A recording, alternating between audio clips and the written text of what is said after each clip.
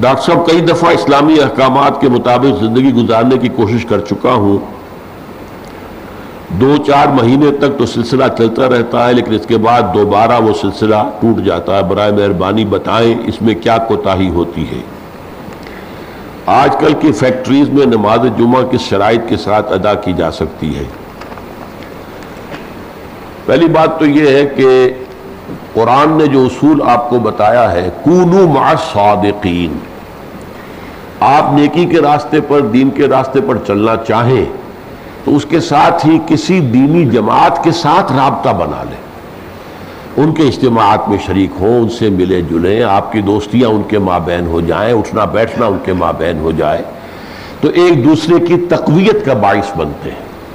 جماعت میں برکت ہے، ید اللہ علی الجماع، اللہ کی تائید اور نصرت جو ہے وہ جماعت پر ہوتی ہے۔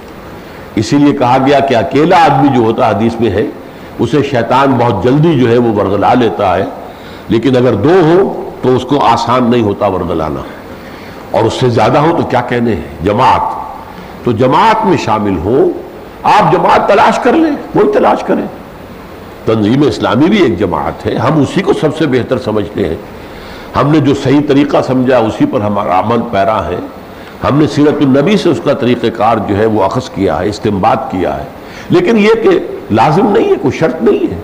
اگر آپ کو کوئی اور جماعت بہتر نظر آئے دین کے لیے کام کرنے والی اور دین کی اقامت کی جد و جہد کرنے والی، اس پر شامل ہو جائیں تو جماعت کی برکت سے پھر استقامت پیدا ہو جائے گی۔